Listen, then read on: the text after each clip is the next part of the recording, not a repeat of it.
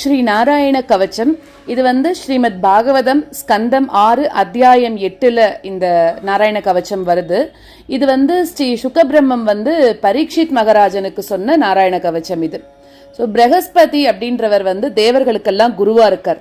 ஒரு சமயம் அவர் அந்த இந்திரதேவனை பார்க்கணும் அப்படின்னு வரும்போது இந்திரன் என்ன பண்றான், தன்னோட சபையில டான்ஸ் எல்லாம் பார்த்து ரசிச்சுட்டு இருக்கான். அப்போ தன்னோட குரு வரார் அப்படின்னு தெரிஞ்சும் கூட இந்த சமயத்துல இவர் எதுக்கு இங்க வரார் அப்படின்னு இந்திரன் தன்னோட மனசளவில் நினைச்சிட்டான்.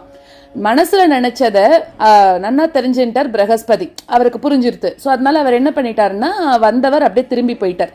அந்த டான்ஸ் எல்லாம் முடிஞ்சு அந்த சபையெல்லாம் கலைஞ்சதுக்கு அப்புறம் தேவகுரு பிரகஸ்பதியை பார்க்கணும்னு அவரோட ஆசிரமத்துக்கு போய் இந்திரனானவன் பார்க்கறான். ஆனா பிரகஸ்பதி தரிசனம் கொடுக்காம அந்த இடத்துல இருந்து மறைஞ்சிட்டார். ஸோ பிரகஸ்பதி தேவர்கள் கிட்ட கோபத்துல இருக்கார் அப்படின்னு தெரிஞ்சிருந்த அந்த அசுரர்கள் இதுதான் சமயம் அப்படின்னு தேவர்கள் எல்லாரையும் தாக்கி அந்த சொர்க்கலோகத்துல இருந்து அடிச்சு துரத்த பூலோகத்துல மனுஷால மாதிரி சஞ்சாரம் செஞ்சுட்டு பிச்சை எடுத்துட்டு இருந்தா தேவர்கள்லாம். அப்ப அவன் நினைக்கிறா இதுக்கு விமோச்சனமே கிடையாதா அப்படின்னு வருத்தப்பட்டு பிரம்மதேவன் கிட்ட போய் இவ எல்லாரும் கேட்கிறான். அப்போ பிரம்மா சொல்றார், குரு இல்லாம நம்ம என்னைக்குமே இருக்கக்கூடாது. பிரகஸ்பதி மனமிறங்கி வரும் வரைக்கும் துவஷ்டாவோட மகன் விஸ்வரூபனை உங்களோட குருவாக வச்சுக்கோங்க. அவர் என்ன சொல்றாரோ அது படி கேளு.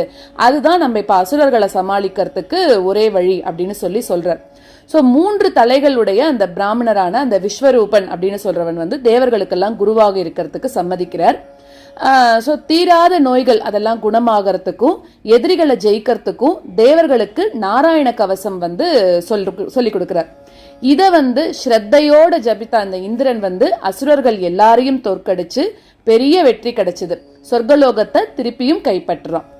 இந்த கவசத்தை யாரெல்லாம் சொல்றாளோ கேட்கிறாளோ அவளுக்கு எல்லா நேரங்கள்லயும் எல்லா திசைகள்லயும் விஷ்ணுவோட பல்வேறு அவதாரங்கள் அப்புறம் அவரோட பல்வேறு ஆயுதங்களால எல்லா சூழ்நிலைகள்ல இருந்தும் பாதுகாக்கப்படுவார்கள் அப்படின்னு நம்பப்படுறது.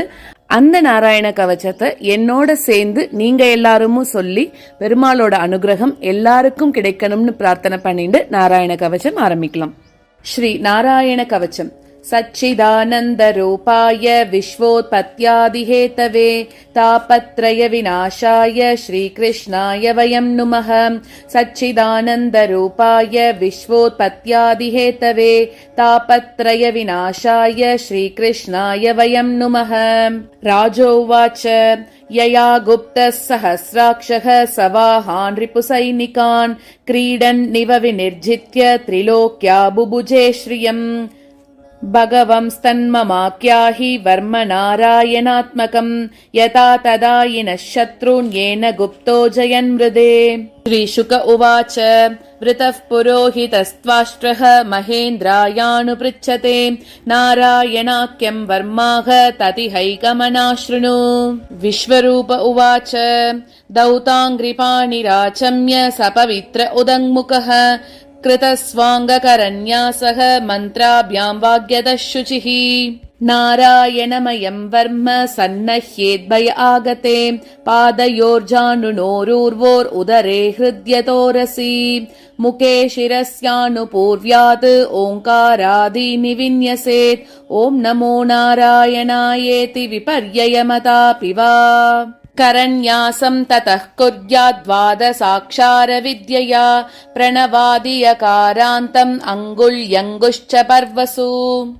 न्यसेदृतय ओङ्कारं विकारमनुमूर्धनि शकारं तु भ्रुवोर्मध्ये नकारं शिखया दिशेत्.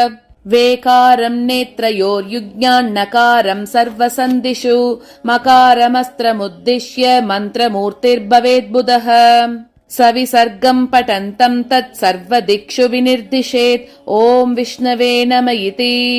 आत्मानं परमं ध्यायेद्येयं षट्शक्तिभिर्युतं विद्या तेजस्तपो मूर्तिम् इमं मन्त्रमुदाहरेत्.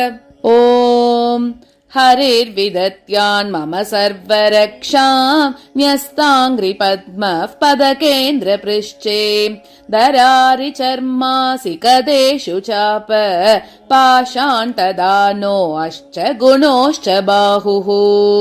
जलेषु मां रक्षतु मत्स्यमूर्तिः यादो गणेभ्यो वरुणस्य पाशात् स्थलेषु मायावटुवामनो व्यात् त्रिविक्रमः केवतु विश्वरूपः दुर्गेष्वटव्याजिमुखादिषु प्रभुः पायान् नृसिंहो असुरयूथपारिः विमुञ्चतो यस्य महाट्टहासं दिशो विनेदुर्न्यपदंश्च गर्भाः रक्षद्वसौ माध्वनि यज्ञकल्पः स्वदं श्रयोन्नीतदरो वराहः रामो त्रिकूटेष्वद विप्रवासे लक्ष्मणो व्याद्भरदाग्रजोऽस्मान् मामुग्रधर्मादखिलात् प्रमादान् नारायणः पातु नरश्च हासात् तत्तस्त्वयोगा तदयोगनाथः पायात् गुणेशः कपिलः कर्मबन्धात् सनत्कुमारो वतु कामदेवात् अयशीर्षा मां पतिदेवहेलनात् देवर्षिवर्यः पुरुषार्चनान्तरात् कूर्मो हरिर्मां निरयादशेषात् धन्वन्तरिर्भगवान् पात्वपत्यात् द्वन्द्वात् भयादृषभो निर्जितात्मा यज्ञश्च लोकादवतात् जनान्तात् बलो गणात् क्रोधवशादहीन्द्रः द्वैपायनो भगवान् अप्रबोधात् बुद्धस्तु पाकण्ठगणात् प्रमादात् कल्किः कले कालमलात् प्रपातु धर्मावनायोरुकृदावतारः मां केशवो गदया प्रातरव्याद् गोविन्द आसङ्गवमात्तवेनुः नारायणः प्राज्ञ उदात्त शक्तिः मध्यन्तिने विष्णुररीन्द्रपाणिः देवोपराह्ने मधुहोग्रदन्वा सायं त्रिधामावतु माधवो मां दोषे हृषीकेश उदार्तरात्रे निशीथ एकोऽवतु पद्मनाभः श्रीवत्सदामा पररात्र ईशः प्रत्यूष ईशोऽसिधरो जनार्दनः दामोदरो व्यादनुसन्ध्यं प्रपाते विश्वेश्वरो भगवान् कालमूर्तिः चक्रं युगान्तानलतिक्मनेमि भ्रमत्समन्ताद् भगवत् प्रयुक्तम् दन्दक्ति दन्दक्त्यरिसैन्यमाशु कक्षं यतावात सको हुताशः गतेश निस्पर्शन विस्फुलिङ्गे निष्पिण्डि निष्पिण्ड्य जितप्रियासि कूष्माण्डवैनायक यक्षरक्षो भूतग्रहांशूर्णयजूर्णयारीन् त्वं यातु दान प्रमद प्रेतमातृ पिशाच विप्रग्रह घोरदृश्चीन् दरेन्द्र विद्रावय कृष्णपूरितः भीमस्वनोरेर्हृदयानि कम्पयन् त्वं दिग्मदारासिवरारि सैन्यन् मीश प्रयुक्तो मम चिन्दि चिन्दि चक्षुंषि चर्मं चदचन्द्रचादय द्विषामगो नाम हर पापचक्षुमाम् यन्नो भयं ग्रहेभ्यो भूत्केतुभ्यो नृभ्य एव च सरीसृपेभ्यो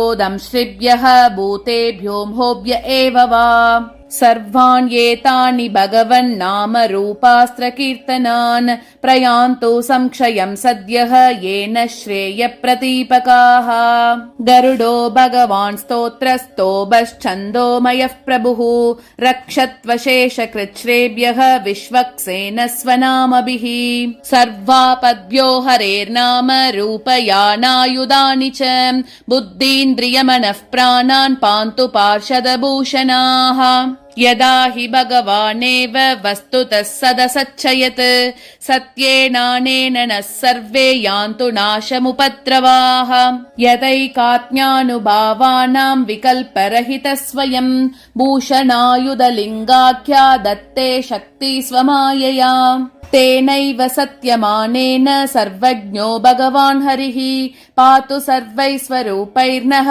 सदा सर्वत्र सर्वगः विदिक्षु दिक्षुर्ध्वमतः समन्तात् अन्तर्बहिर्भगवान् नारसिंहः प्रहापयन् लोकभयं स्वनेन स्वतेजसाग्रस्तसमस्ततेजाः मघवन्निदमाख्यातं वर्म नारायणात्मकं विजेष्यस्यञ्जसा येन दंशितोऽसुरयूतपान् एतत् धारयमानस्तु यं यं पश्यति चक्षुषा पधा वा संस्पृशेत् सद्यः साध्वसात् स विमुच्यते कुतश्चित् भयं तस्य विद्यां धारयतो भवेत् राजतस्युग्रहादिभ्यः व्याघ्रादिभ्यश्च कर्हिचित् इमां विद्यां पुरा कश्चित् कौशिको धारयन् द्विजः योगधारणया स्वाङ्गं जहौ समरुदन्वनी तस्योपरि विमानेन